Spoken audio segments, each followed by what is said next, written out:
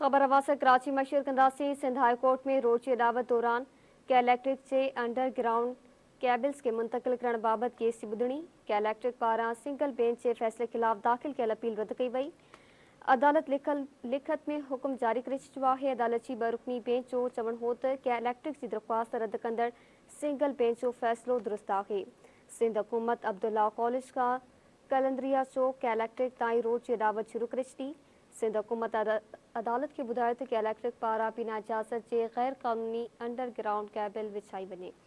ख़बर अवांखे ॾियूं पिया कराची खां सिंध हाई कोर्ट में रोड की अदावत दौरान कैलेक्ट्रिक के अंडरग्राउंड केबल्स के मुंतकिल करण बाबत केस की ॿुधणी थी आहे। कैलेक्ट्रिक पारां सिंगल बेंच के फैसले खिलाफ दाख़िल कयल अपील खे रद्द कयो वियो आहे। अदालत लिखत में हुक्म जारी करे छॾियो आहे। अदालत जी रुकनी बेंच जो चवण हुयो त कैलेक्ट्रिक जी दरख्वास्त रद्द कंदड़ सिंगल बेंच जो फैसलो दुरुस्त आहे। सिंध हुकूमत अब्दुल्ला कॉलेज का कलंदरिया चौक कैलेक्ट्रिक ताईं रोड की अदावत शुरू करे छॾी आहे।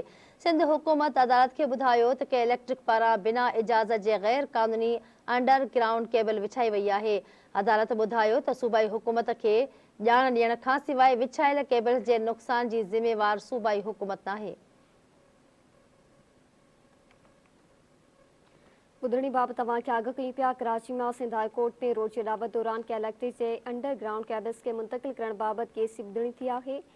कैलेक्ट्रिक पारां सिंगल बेंच के फैसले खिलाफ दाख़िल कयल अपील रद्द कई वई आहे।